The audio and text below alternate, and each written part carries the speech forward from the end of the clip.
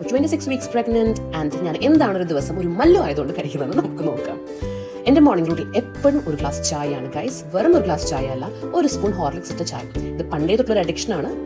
ആദ്യം കുറച്ച് ഛർദിലും ബുദ്ധിമുട്ടുകളൊക്കെ തുടക്കത്തിലുണ്ടായിരുന്നെങ്കിലും ഞാൻ പിന്നെ റീഗെയിൻ ചെയ്തിട്ടുണ്ട്.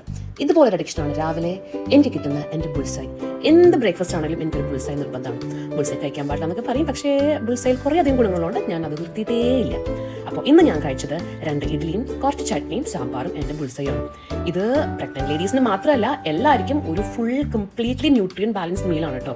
പിന്നെ ഇത് ഞാൻ പ്രത്യേകിച്ച് പറയേണ്ട കാര്യമില്ലല്ലോ, ഓൾമോസ്റ്റ് കേരളത്തിലെ മിക്ക വീട്ടിലും ആഴ്ചയിൽ 2 ദിവസമെങ്കിലും ഇതുണ്ടാവും. അത് കഴിഞ്ഞ് 1 hour കഴിഞ്ഞപ്പോൾ എൻ്റെ മമ്മി എനിക്ക് ഒരു ഗ്ലാസ് പാൽ തന്നു, നല്ല നാടൻ കാൽഷ്യം റിച്ച് പാല്. ഓക്കെ, പാല് കുടിച്ച് കഴിഞ്ഞാൽ എനിക്ക് ഗ്യാസ് കയറുന്നത് ഒരു പതിവാണ്. സോ ഞാനൊരു 5-10 minutes പറ്റുമെങ്കിൽ ഒന്ന് നടക്കും. അത് നമ്മുടെ കോമ്പൗണ്ടിലൊക്കെ തന്നെ. പിന്നെ ഇതാ നമ്മുടെ ഉച്ചയൂണുള്ള സമയമായി. എല്ലാ മല്ലു വീട്ടിലെയും പോലെ തന്നെ എൻ്റെ വീട്ടിലും എപ്പോഴും ചോറ് തന്നെയാണ് ഉച്ചയ്ക്ക്. അപ്പോൾ ചോറും എൻ്റെ മമ്മി ഉണ്ടാക്കിയ ഒരു സ്പെഷ്യൽ ഉരുളക്കിഴങ്ങ് ഇട്ട് വേവിച്ച ചിക്കൻ കറി ഉണ്ടായിരുന്നു.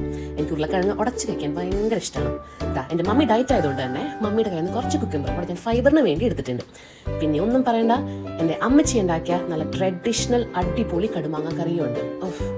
ഇത് എല്ലാവർക്കും അത്ര ഇഷ്ടമാവണമെന്നില്ല, പക്ഷെ എനിക്ക് എന്തോ ഈ സമയത്ത് കടുമാങ്ങ കറി എനിക്ക് ഭയങ്കര ഇഷ്ടമാണ്. അപ്പോൾ ചിക്കൻ്റെ ഉരുളക്കിഴങ്ങും നമ്മളുടെ കടുമാങ്ങ കറിയുടെ ഒരു ചെറിയ പുളിയും നമ്മുടെ ഫൈബറൊക്കെ കയറ്റി കഴിയുമ്പോഴേക്കും നല്ല ഫുള്ളാവും.